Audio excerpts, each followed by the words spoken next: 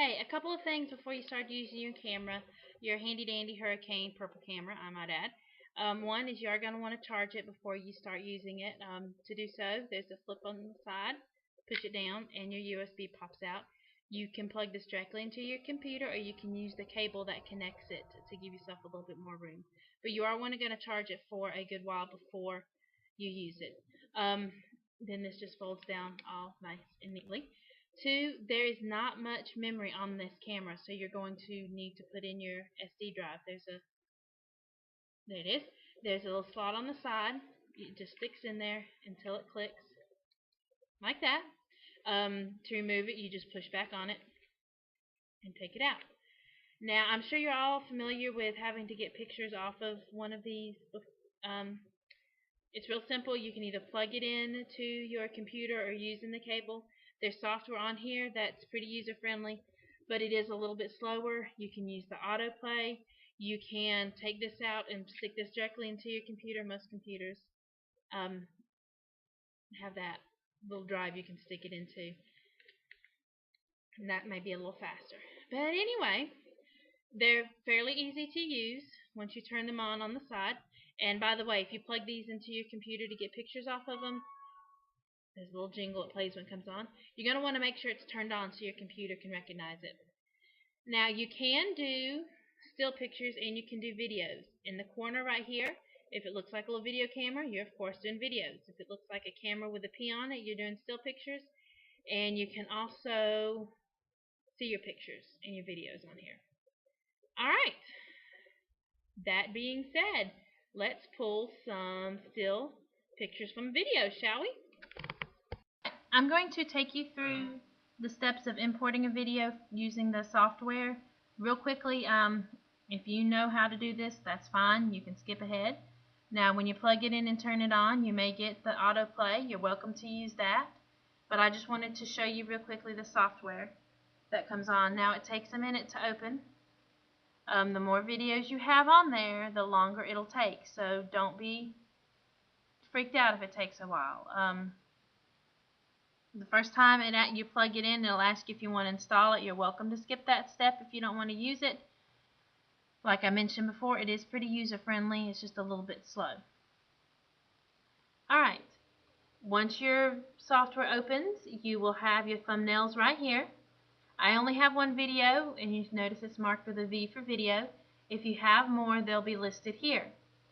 You click on the video you want to import. And if you have more than one you want to do, you can use the control key on your keyboard, control, and then click on them, and you can import more than one. Notice that when it saves, it's going to save it title PICT052. We're going to click on Save to PC and find our file we want to keep it in, and I'm sure y'all all have your own method to your madness. And we're going to click OK, and then we have it. And hang on, I meant to click it there. There we go. Now in my file, I have PICT052. Don't let it fool you. It's not a picture. It's really a video. Now you're going to open up Windows Movie Maker, and you may have to go under All Programs to find it. And this is what it looks like. There's a lot of stuff going on. Don't let it intimidate you. We're going to import video, and then we're going to find the video wherever you saved it. It takes a second to get them imported.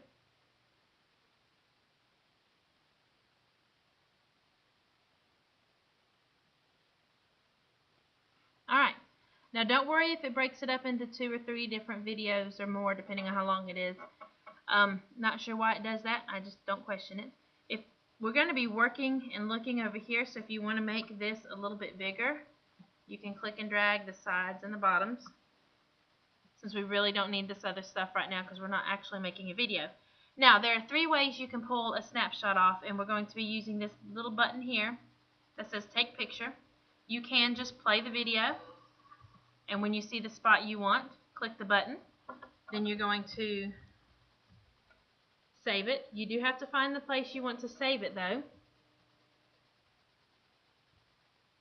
And there we have it, and it shows it over here as well. If you want to be a little bit more precise, you can click and drag. Let's say I wanted to get this young lady typing, so I'm going to drag it to where I think it looks best and is what I want to show. Take the picture. Now the thing with XP is you do have to refine where you want to save it each time. That's kind of a headache, but it's just a couple extra steps. Now if you want to be even more precise in your picture, and I'm not sure why we have an X there. There it is. If you want to be a little more precise, make sure you clicked on the video when you do this. You can use the next frame things and you can go frame by frame. If you want to get that exact moment she is pushing the right key, take a picture, say where you want it.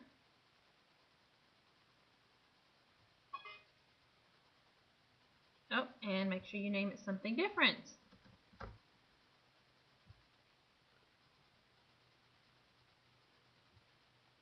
There we go. I'm not sure why it's showing up as an X, but apparently I have my pictures. Now, I'm just going to close that. I don't have to save it or anything because I'm not making a file. But if I look in my folder, I now have my video and I have my 3 pictures I pulled from my video. And they're available for you to just insert into a Word document or however you best work with pictures. If you have Windows 7, like our netbooks here at Washington Park have, then you will need to open up Windows Live Movie Maker. And it will look just a little bit different than Windows XP did. To import a video, you're just going to simply come up here to Add Videos and Photos. Then you will find wherever you have it saved.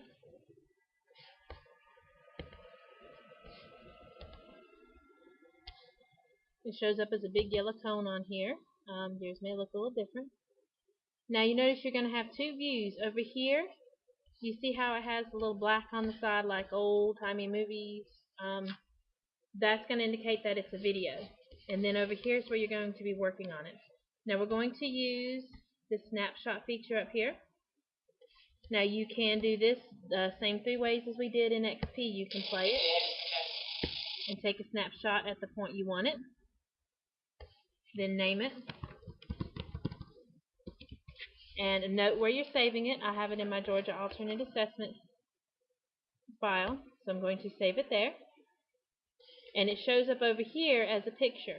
Now, if you're going to get another one from this video, you're going to want to make sure you click on the video. If you want to start it back at the beginning or at some other point in the video.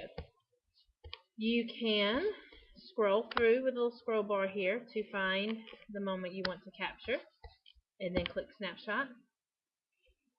Now notice on this one, it saves it to the same place you were, so that's a little bit more handy than XP.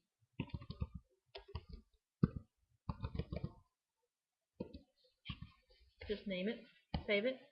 You can, if you want to get a little bit more precise, you can use these to scroll through. It may take you a little bit longer. Let me move forward so you can actually see. Oh, once again, make sure you're over here. That's why I wasn't seeing any difference, because I was actually on a picture. But you're going to want to make sure you're on the video. And there we go. Now we can scroll in on the precise moment we want. Let's say I want her to show that she is actually keying in something. I want that snapshot. I'm going to name it and save it. That's all there is to it. Now once you want to use these and you close this out, you don't have to save it because you're not actually making a video. Unless you want to make a video, then you can save it. But there you have it.